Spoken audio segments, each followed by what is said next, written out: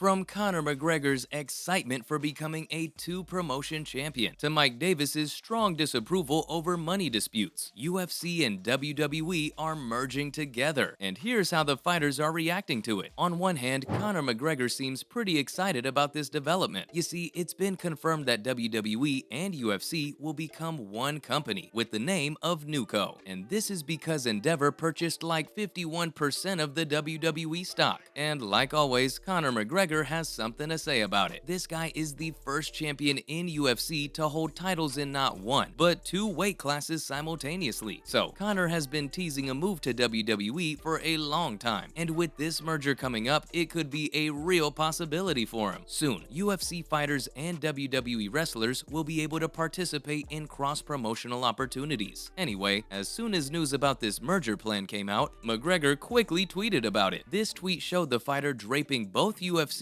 and WWE belts over his shoulders. I guess he's hinting that he'll soon become a two-promotion champion. In fact, a hashtag accompanied this tweet which read, #It's inevitable. But that's not all, because Conor made another tweet on the subject, and this one congratulated UFC for the increase in its revenue worth. The Notorious made a slight mistake though, because he quoted the wrong figure when talking about the company's new revenue. Yep, instead of congratulating UFC on being worth $21 billion, Conor mistakenly said $12 billion, which is almost half the actual amount. Oops, I guess? I mean, he did correct himself with a tweet later on, so no harm, no foul. But he did share his excitement for the merger happening. Endeavor about to scoop the @WWE now also. Incredible. The two-times title holder tweeted, and he even called the company a powerhouse. Conor wasn't the only one to comment about this deal on Twitter though, because Billy Quarantillo quickly followed suit in celebrating the merger on Twitter. He mentioned that he had seen the news about Endeavor buying the WWE, and this news made him think that he was going to have to lay the smackdown on some jabronis in the year of 2023. I guess this UFC player is feeling confident with this merger, because he thinks he can beat the WWE fighters with ease. I mean, if he's calling them jabronis, he has to be pretty confident in his skills. But it isn't just UFC fighters who are excited, because WWE fighters are also celebrating this move. You see, John Layfield, a retired WWE wrestler, said that he can't love this news enough. Layfield spoke about his own time as a wrestler, and apparently back then wrestling wasn't the darling that it is today. That's why the wrestlers back in the day used to crave public acceptance, and when the UFC got started, people who didn't understand it wanted to ban it. But as John said, things have changed now. Hall of Fame because I am who I say that I am,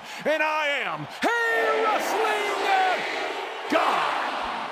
Both UFC and WWE are being led by incredible people, by visionaries, and they lead the world today. Besides, Conor's not the only one photoshopping his pictures to celebrate the news. In fact, the Canadian MMA fighter Jasmine Jasdavicius also photoshopped a WWE belt on her waist. Kinda like Conor, Jasmine also made the mistake of quoting UFC's worth at $12 billion.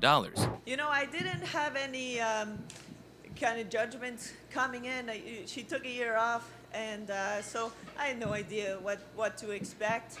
Instead of the actual amount of $21 billion, and she tweeted a photoshopped picture of herself raising her hands, which read that she had her eyes on a new target now. Basically, what I guess she's trying to say is that the WWE belt is her next target. But the funniest tweet had to be Terrence McKinney's. You see, when he heard about the merger, Terrence joked about WWE antics, but asking who the next fighter to be put through a table from a ladder was going to be. Not all the reactions were positive though. In fact, Mike Davis wasn't sure if fighters would get the money they deserve even after the merger. You see, the UFC fighter pointed out that fighters were getting the wrong idea. They thought that if the merger gets them more exposure, they can start charging for pay-per-view WWE events, and this way the fighters can generate more income. But Davis didn't think this was going to happen. You know how you are with your best friends. You'd go out, and if they invited you to come hang out, you'd go do it. You'd 100% be like, yeah, I'm down to hang out. Let's hang out.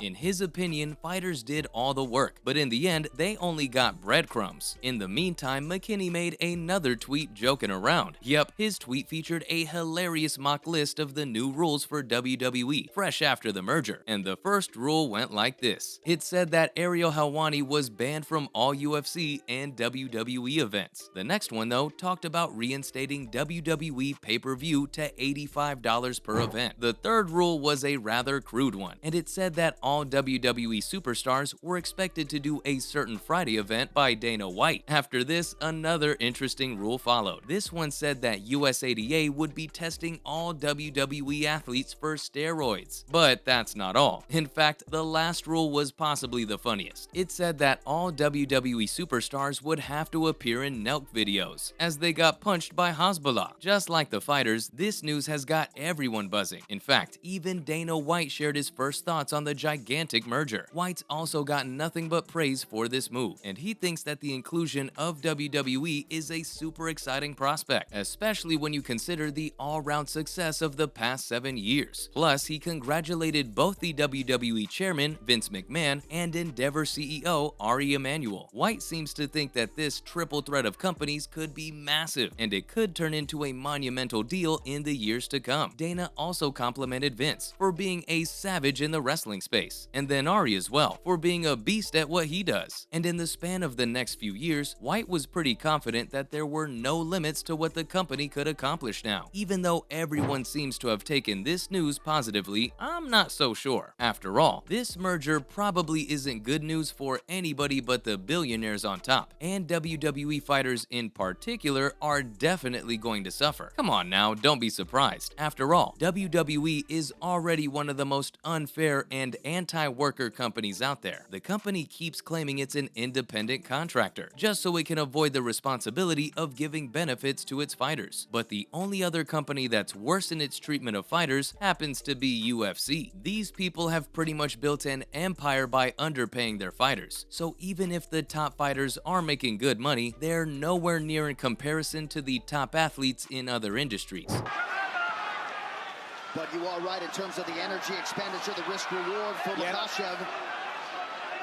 It's usually a much higher pace from both these guys. Hear me out. If WWE could spend $9.8 billion a year on a new acquisition, a UFC rookie fighter could only earn $60,000 a year. And the reason why fighters keep losing out on sponsorship money is because the UFC is always pivoting to make their own sponsorship deals. This way, fighters get only a fraction of what they should be making. And now that the two companies are merging, there's no way Endeavor is going to leave WWE alone. After all, the company already has a bad reputation for squeezing their workers out of every last penny they have. And this is the reason why I definitely see the compensation for WWE talent dropping when their contracts are up for renewal. Anyway, this sums up how the fighters are reacting to the UFC and WWE merger. Thanks for watching, and I'll see you next time.